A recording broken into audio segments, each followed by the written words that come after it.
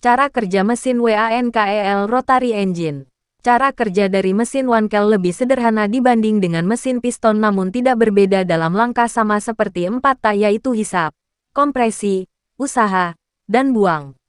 Pada mesin Wankel atau Rotary dalam satu langkah putaran penuh poros engkol akan menghasilkan satu kali langkah kerja yang terdiri dari langkah hisap, kompresi, pembakaran dan buang. Berikut ini penjelasan masing-masing kerja mesin Rotary yang terbagi menjadi 4 langkah, sebagai berikut. Langkah hisap. Pada tahapan ini terjadinya masuk bahan bakar dan udara ke ruang bakar melalui saluran masuk intake. Kompresi. Pada proses ini bahan bakar dan udara ke ruang bakar dimampatkan, dikompresi.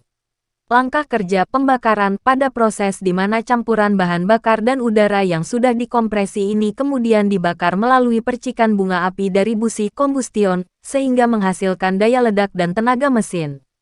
Langkah buang. Langkah buang merupakan proses pembuangan sisa pembakaran dengan kerja akibat ledakan bahan bakar pada langkah kombustion mengakibatkan rotor berbentuk segitiga tersebut akan berputar dan sekaligus membuang gas sisa hasil pembakaran melalui saluran pembuangan exhaust. Pada mesin Rotary, semua proses tersebut terjadi hampir bersamaan. Pada saat salah satu sisi rotor mengalami proses hisap, maka sisi rotor lainnya sedang melakukan langkah kerja, dan sisi rotor lainnya mulai melakukan langkah buang. Keuntungan dan KELEMAH mesin WANKEL Rotary Engine. Berikut ini kita akan bahas mengenai keuntungan dan kelemahan dari mesin Wankel atau Rotary.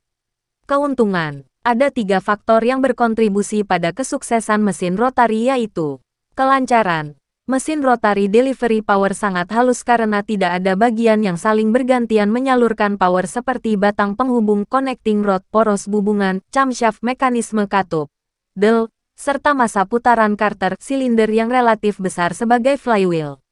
Pendinginan mesin. Ketika mesin bekerja, Carter silinder yang berputar menciptakan aliran udara pendinginan yang bergerak cepat, bahkan saat kendaraan dalam keadaan diam. Berat mesin. Mesin Rotary akan mendapatkan keuntungan power-to-weight ratio yang substansial dengan tidak memerlukan flywheel tambahan. Keuntungan lainnya berasal dari crankcase kecil, datar, dan sistem pendingin udara yang efisien. Silinder dapat dibuat dengan dinding yang lebih tipis dan sirip pendingin yang lebih pendek, yang dapat mengurangi bobot mesin. Sedangkan kelemahan mesin Wankel atau Rotary adalah, mesin Rotary memiliki sistem minyak oli total loss yang sangat tidak efisien. Dalam mencapai seluruh bagian mesin, pelumas dalam memasuki bak mesin melalui hollow crankshaft tetapi gaya sentrifugal dari bak mesin berputar secara langsung membuat oli tidak bisa bersirkulasi. Sehingga satu-satunya solusi praktis adalah pelumas disedot dengan cara mencampurkan bahan bakar atau sistem caranya mirip dengan mesin motor 2 tak. Nilai torsi lebih rendah. Pengurangan kecepatan di gearbox diperlukan karena kecepatan engine yang tinggi. Frekuensi penggantian busi lebih cepat. Output daya yang besar semakin digunakan untuk mengatasi hambatan udara dari mesin.